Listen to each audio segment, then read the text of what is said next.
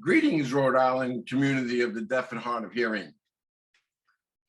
Welcome to Rhode Island COVID-19 segment of What's New and Updated for Friday, June 24th, 2022. There are 6 items that I would like to discuss this evening. The first one is related to the community level of percentages. If you see the following counties, you will see that all 5 counties in the state of Rhode Island, which is Bristol, Kent, Newport, Providence, and Washington counties. All 5 counties are at the medium level, color-coded yellow. So that has been stabilized since last week, which means that those of you who have been fully vaccinated and received your booster will no longer have to mask up in public places. Now, for some of you who are partially vaccinated or who have not been vaccinated, you are encouraged to continue wearing your mask indoors in any public facility and also in your workplace. If you recall,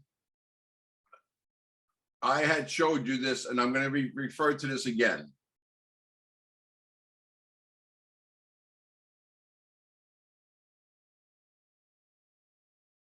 Okay, that's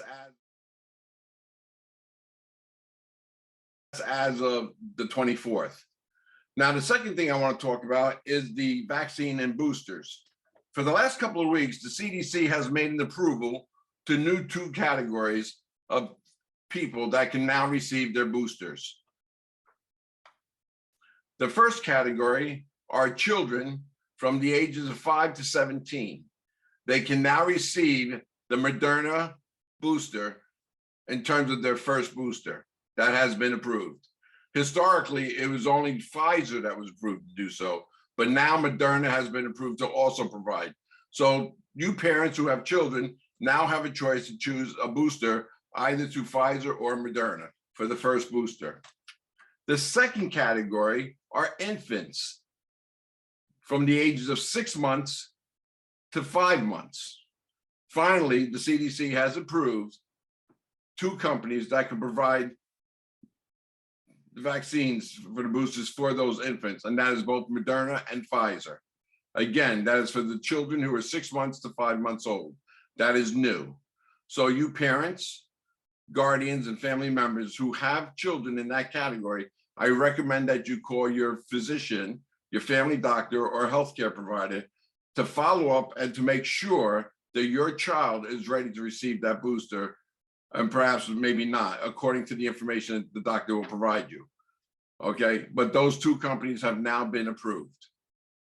And so that is now good news. We are now fighting COVID, and those numbers are going down.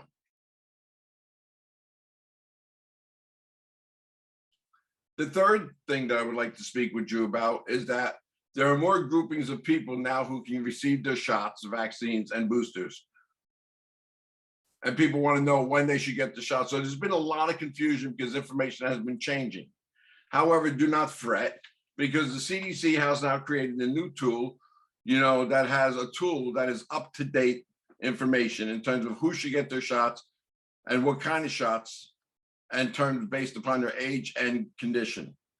Okay, this is not an app. This is a tool that's located on the CDC website or the Rhode Island Department of Health website. You enter into those websites, you click on, you enter pieces of information. One is your age, and one is the status of your health. Once you answer those 2 questions, it will automatically populate the 3 different companies that you should be receiving your vaccines and boosters from, which would be Moderna, Pfizer, and Johnson & Johnson.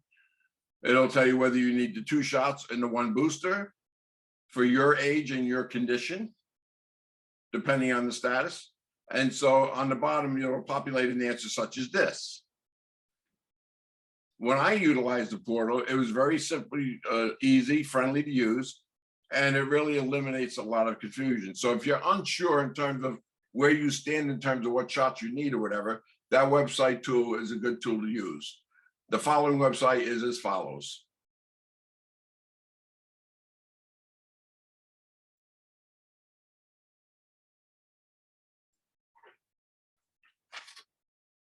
The fourth thing I want to talk to you about is international travel. People coming back into the United States. Whether you're a United States citizen or a person from another country coming in, you needed to show a COVID test showing that you were negative. Now the CDC has eliminated that restriction as of June 12th, 2022. It is no longer necessary now to prove that you are a status of negative COVID. So if you're traveling abroad, do not be afraid. You can come home. You're not required to prove any documentation. The CDC also will be monitoring this every 90 days. If those numbers start to spike, they may reinforce those guidelines again. If the numbers continue to go downward, then they will maintain the fact that they will no longer have to prove their vaccine status of being negative. Now, in terms of flying, on public transportation, bus depots, train depots, and so forth, we know that historically we had to wear our mask until last April, where there was a judge in South Florida who stated that this was unconstitutional. However, many people started to follow that and started not to use their mask during these travel guidelines. Okay, so if you notice when you're traveling, nobody's wearing them. So there's a lot of mixed feelings about that. Some are wearing the mask and some are not wearing the mask when they travel.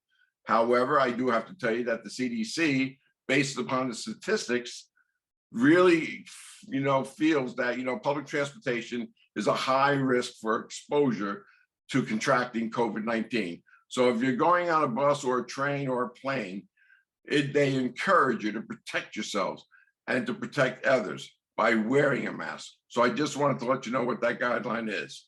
They are encouraging it, okay? Based upon the fact that the one judge stated that it was unconstitutional. Okay, this case is still sitting on with the Department of Justice and it has not been tried yet.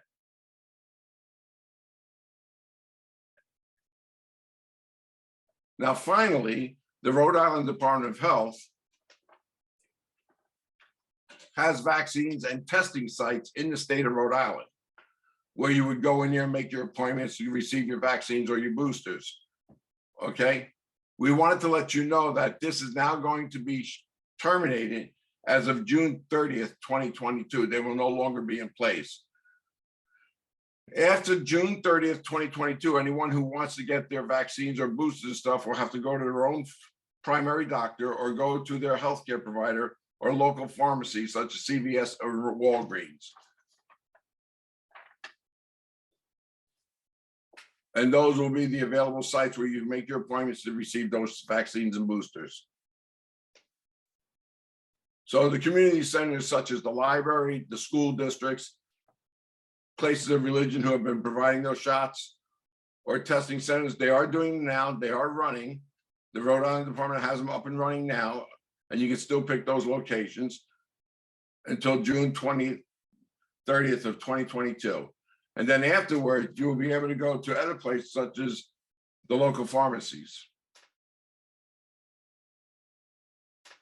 And last, well, if you want the statistics in terms of how many people have been vaccinated in the state of Rhode Island in percentage, and you want to know, there's a nice piece of information and things are looking pretty good.